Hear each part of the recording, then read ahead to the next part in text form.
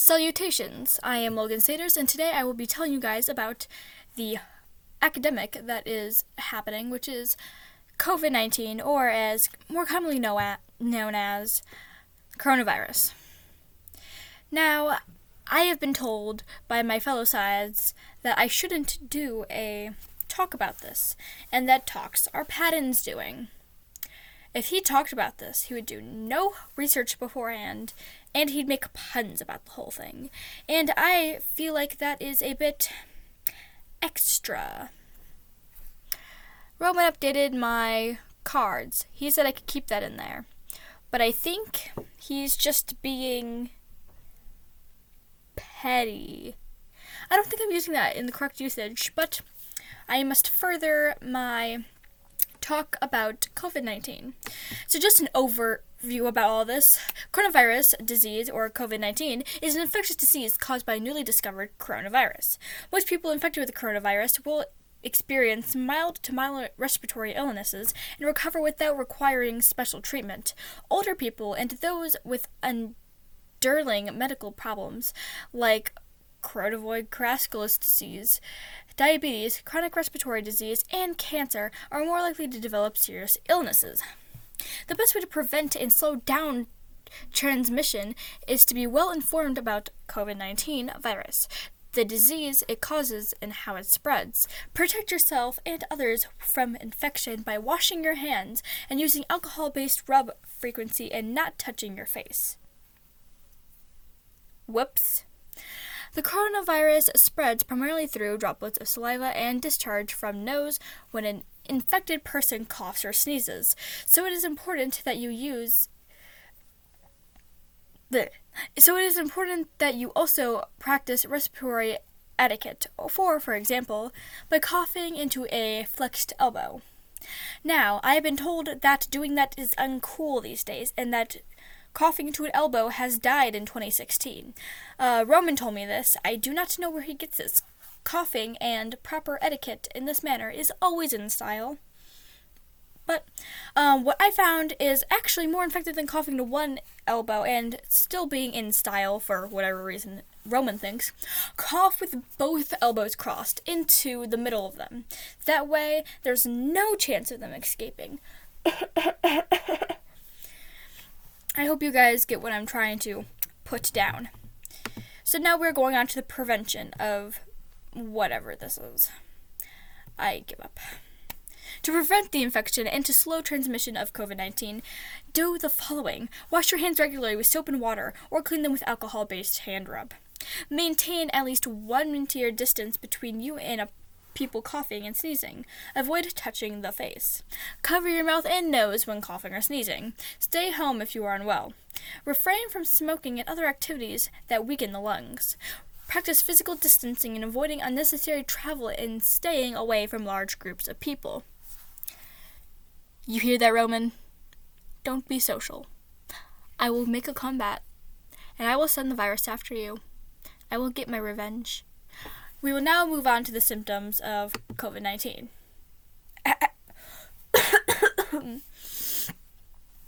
COVID-19 virus affects different people in different ways. COVID-19 is a respiratory disease, and most infected people develop mild and moderate symptoms and recover without requiring specific treatment. People who have been underlying medical conditions and those who are over 60 years old have a higher risk of developing severe disease and death. Common symptoms include fever, tiredness, dry cough.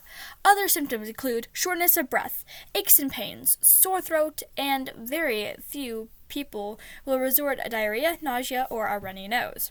People with mild symptoms who are otherwise healthy should self-isolate and contain their medical provider or a COVID-19 informative line for advice on testing and referral. People with fever, cough, or difficulty breathing should call their doctor to seek medical attention. Now, all of this is fine and good, but for the sake of people out there that may have struggles with coping with the fact that they're inside and maybe they have trouble with whatever. Here is the stress and coping with the outbreak. The outbreak of the coronavirus disease may be stressful for some people. Fear and anxiety about the disease can be overwhelming and cause strong emotions in adults and children. Coping with stress will make you, the people you care about, and the community stronger. Everybody reacts differently to stressful situations. How you respond to the outbreak can depend on your background, the things you make you different from other people, the community you live in. People who may respond more strongly to stress of a crisis include older people and people with chronic diseases who are high risk for dying of COVID-19, children and teens, the people who are helping with the response of COVID-19 like doctors and other health providers, and people who have mental health conditions including problems with substance use, which is basically everybody. So if you fall under any of those categories, which should be at least one of you, I never met a single person who didn't fall under one of these 4 categories. So if you are a person, then have fun. Was that a pun? Would that be considered a pun? Is Patton proud of me? He better not be proud of me. Whatever. Stress during the infection disease outbreak can include fear and worry of your own health and health of your loved ones, changes in sleep and eating patterns, difficulty sleeping and concentrating, worsening of chronic health problems, and increased alcohol, tobacco, and other drugs. If you or someone you care about are feeling overwhelmed with emotions like sadness, depression, or anxiety, make sure you call a abuse hotline, a mental health hotline, or 911. I want to make sure you all are safe.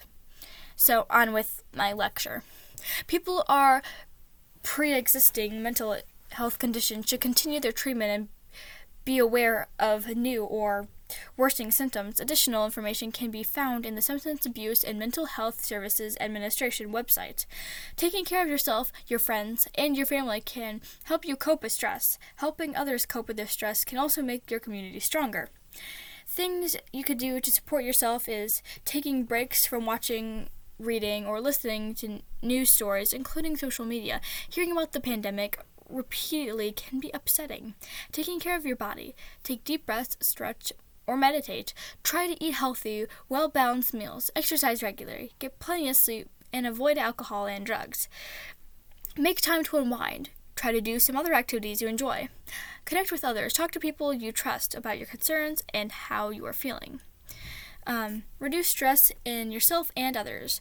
Sharing the facts about COVID-19, understanding the actual risk to yourself and people you care about can make the outbreak less stressful. When you share accurate information about COVID-19, you can help make people feel less stressed and allow yourself to connect with them. And then for all you parents out there who just so happen to be watching me talk about this, children and teens react in part on what they see from adults around them. When parents and caregivers deal with COVID-19 calmly and confidently, they can provide the best support to their children. Parents who are reassuring to others around them, especially children, if they are better prepared. Not all children and teens respond to stress in the same way. Some common changes to watch for include excessive crying and irritation in younger children, returning behaviors such as they have outgrown, such as trailing accidents and bedwetting, excessive worry or sadness, unhealthy eating and sleeping habits, irritably or acting out behaviors in teens, poor school performance or avoiding school, difficulty with attention and concentration, avoidance of activities enjoyed in the past, unexplained headaches or body pain, use of alcohol, tobacco, or drugs. There are many things you can do to support your child, such as talk with them about the outbreak and answer questions about COVID-19 in a way that your child could understand. Reassure your child that they are safe. Limit your family's exposure to news coverage of the event, including social media. Try to keep up with regular routines and be a role model. Take breaks, get plenty of sleep, exercise, eat well, connect with your friends and family members. And then for the responders out there, responding to COVID-19 can take an emotional toll on you. There are things you could do to reduce secondary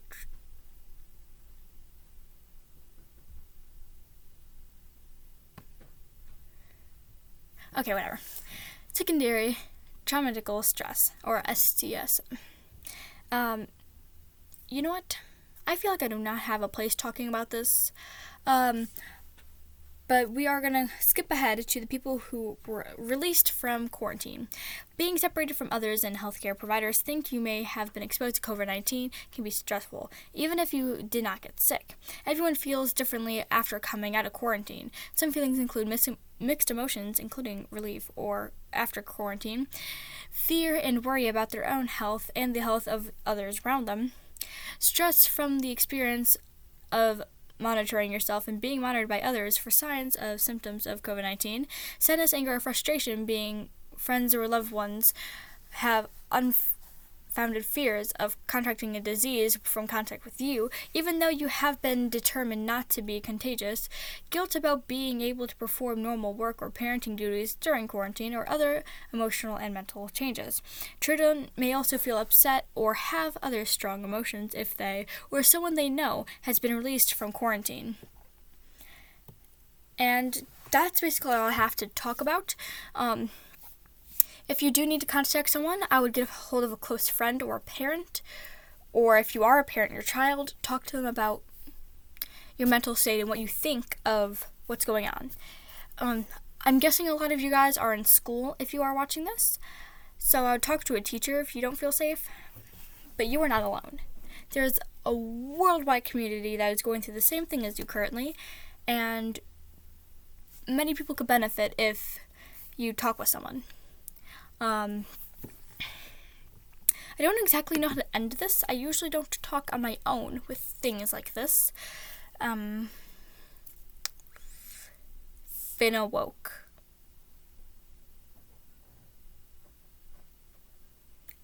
Fina woke. That's not proper English. How is that slang? Whatever. I hope you all have a great day. And, bye.